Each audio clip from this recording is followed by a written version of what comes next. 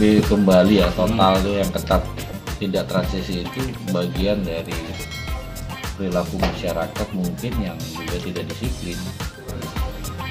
Jadi ini adalah konsekuensi dari diri kita sendiri sebenarnya. Menurut saya ya, terpaksa pemerintah DKI Jakarta harus mengambil tindakan ini.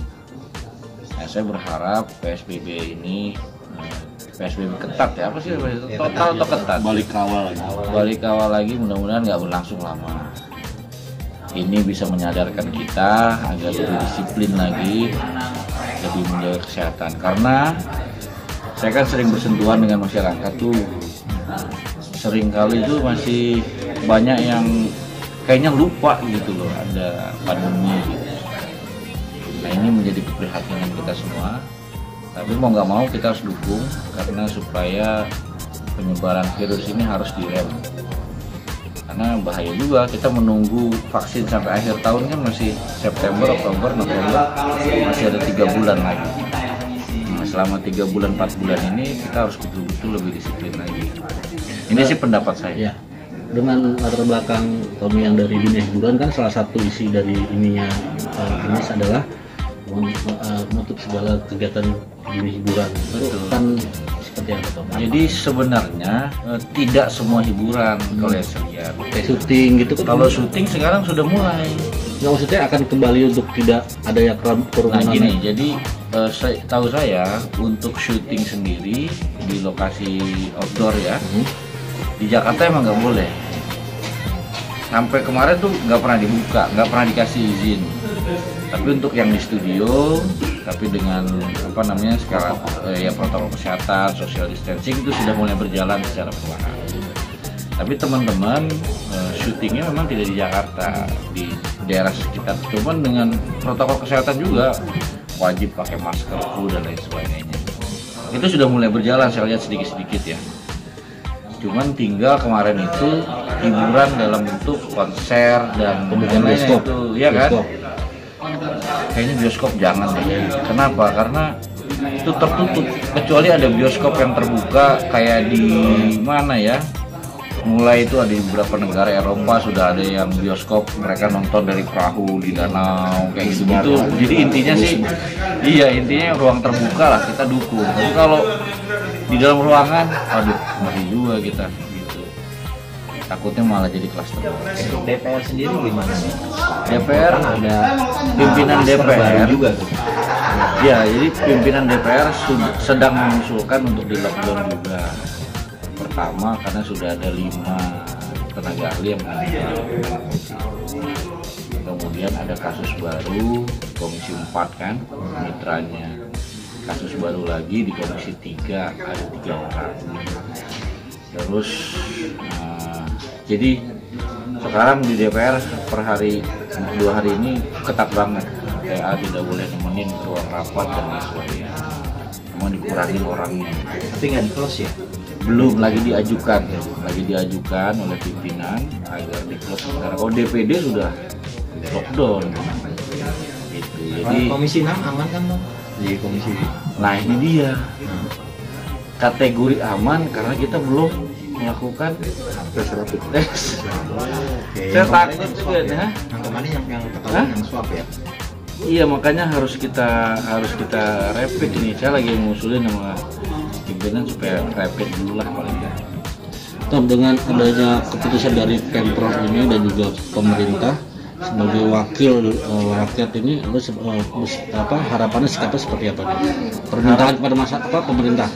Harapannya pemerintah lebih tegas lagi dalam melaksanakan aturan yang telah diterapkan. Di beberapa daerah sudah mulai ada razia masker. Kemudian memang ini tidak mudah bagi pemerintah, tapi mendisiplinkan masyarakat adalah bagian dari hal terpenting. Menyadarkan dan mendisiplinkan. Kalau misalkan tidak bisa dilakukan, masyarakat nggak disiplin juga, nggak sadar juga, berarti diantara keduanya ini nggak match gitu. Pemerintah dengan masyarakat nggak match. Yang satu nggak ada kesadaran, yang satu mungkin juga tidak tegas dalam melakukan tindakan dari peraturan yang dibuat. Jadi membuat saya ini mungkin salah satu tindakan yang diperlukan saat ini PSBB total ini, dan mudah-mudahan juga masyarakat bisa lebih sadar lagi untuk masalah protokol kesehatan. Ya, paling nggak penegasan gitu ya dari pemerintah ya. Iya, karena Kalau misalnya itu terkait sama misalnya perputaran ekonomi gitu, jadi apa gitu? ya mau tidak mau Tetap harus tegas. karena kalau dipaksakan malah justru nanti double udah krisis kesehatan, krisis ekonomi juga jadi malah tambah parah. Harus dipilih salah satu sementara kan, mudah-mudahan segera berkurang jauh. Terakhir kan kemarin viral pendaftaran calon kepala daerah. Wah, ini kerumunan, ini mungkin bisa diimbau, termasuk kan beberapa wilayah yang memanggil penyanyi dangdut apa itu kan masih. Saya kira harus tegas KPU-nya. Kalau memang yang sudah jelas melanggar gitu, langsung didis aja menurut saya. Kenapa? Itu calon pemimpin daerah menurut saya ya gitu. Atau ada gini ya, payung hukumnya sih karena belum dibuat sih ya, jadinya tidak ada pelanggaran tapi tidak ada sanksi yang dibuat ya.